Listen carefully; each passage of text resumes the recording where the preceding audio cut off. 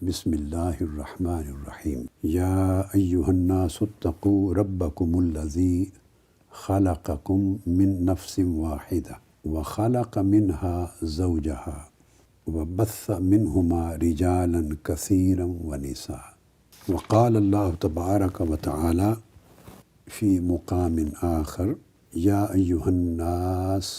انا خلقناکم من ذکر وانثی وجعلناکم شعوبا وقبائل لتعارفوا ان اکرمکم عند اللہ اتقاکم صدق اللہ مولانا العظیم۔ پہلی آیہ کریمہ جو میں نے تلاوت کی یہ سورہ نساء کی پہلی آیت ہے قرآن مجید کی، اور دوسری آیت جو تلاوت کی ہے یہ سورہ حجرات کی آیت نمبر 14 ہے۔ اب یہ جو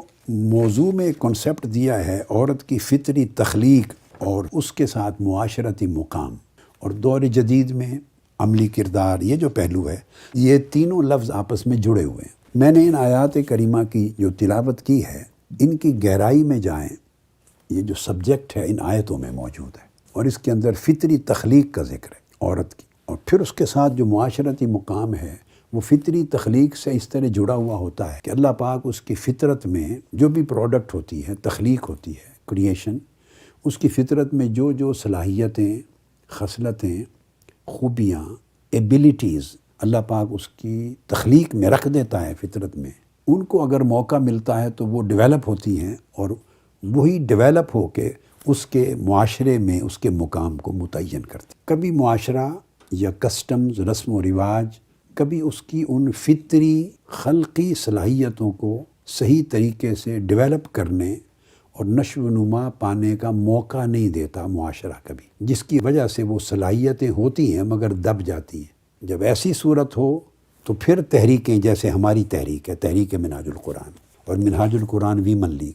ایسی تنظیمیں اور انسٹیٹیوشنز اور اس طرح کے ادارے، پھر ان کی ذمہ داری ہوتی ہے کہ وہ ان کی دبی ہوئی صلاحیتوں کو بروئے کار لانے اور ان کو ریسٹور کرنے، بحال کرنے کے لیے سٹرگل کریں، تگ و دو کریں، تاکہ فطری تخلیق میں جو جو صلاحیتیں تھیں وہ بحال ہوں اور انہیں نرشمنٹ کا، ڈیولپ ہونے کا، نرچرنگ کا موقع ملے اور وہ اپنے اس رول کو انجام دینے کے قابل بن سکیں جو اللہ رب العزت نے متعین فرمایا ہے۔ اس موقع پر دو طرح کی تنظیمیں اور دو طرح کی جماعتیں یا دو طرح کے ذہن کار فرما ہوتے ہیں۔ تو جو طبقہ، یہ ہمارے ہاں موسٹلی مذہبی طبقہ میں وہ لوگ جو روشن خیال نہیں ہیں، جنہیں روشنی نہیں ملی، لہٰذا اپنی سمجھ کے مطابق اس کی تخلیق کا اور اس کی فطرت کا، اس کی خصلت کا، اور وہ دراصل ایکسپلائٹیشن ہوتی ہے یا سمجھیں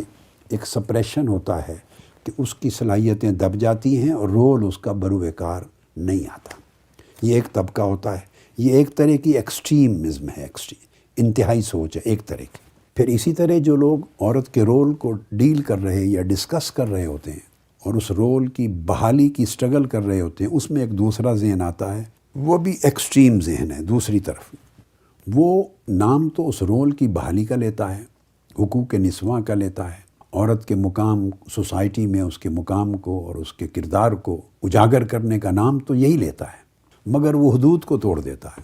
تو دیکھیے، کوئی چیز جس کے بارڈرز ٹوٹ جائیں وہ تباہ کن ہو جاتی، ہر وہ چیز جس میں توازن اور اعتدال کھو جائے، نہ رہے، وہ بدنما ہو جاتی ہے، وہ خوبصورت نہیں رہتی۔ خوبصورتی کی تعریف میں ہی توازن اور اعتدال شامل ہے۔ تو ایک طبقہ ایسا ہے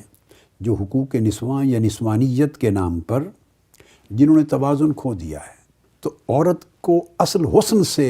عزت سے، تکریم سے محروم کر دیا۔ تو جس طرح ادھر ایکسٹریم تھا، جو لوگ